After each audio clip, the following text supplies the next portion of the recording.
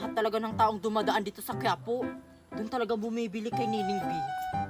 Trending kasi siya, kumare. Sana may mag-vlog sa atin din, oh. Hopefully, kumare.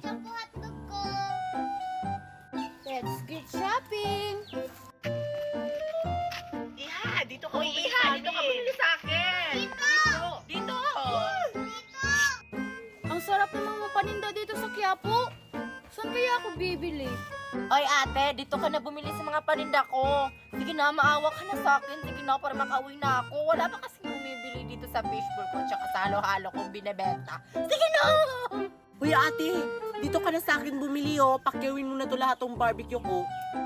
Saan kaya ako bibili? Kay Nining B, trending yung pagkain niya. Ah, bibili na lang ako sa kanilang lahat. Ate, pabiling barbecue. Talaga, ate? Siniswerte nga naman. Ilan? Tatlo lang. Sige. O, ito na. 300 pesos lang to, ah. Ate, oh. Ate, pabili ng fishbowl mo tsaka halo-halo. Talaga? Bibili ka sa mga paninda ko. Diyos ko.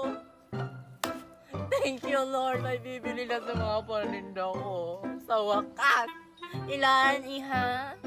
Ay, sorry ate. Hindi pala ako mahilig sa fishbowl. Bye! Akala ko ba bibili ka? Ito mga panindang to. Ayoko na magtinda. Mare, anong ginawa mo sa paninda mo? Che! Ayoko na magtinda. Wala bumibili sa mga paninda ko. Mas mabuti pang ayoko na magtinda. Uy, Nining B, idol na idol kita. Pabili ng jumbo hotdog mo. Ilan? Lahat. Hay, sa wakas makauwi na rin.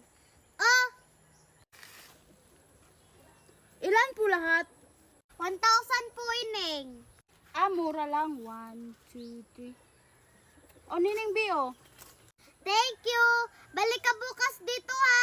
Magtitinda pa ako. Sure. Oy, ate, asan pala kumari mo? ay nako, umalis na kanina pa. Tinapon yung mga paninda niya, wala kasing bumibili. Ito, oh.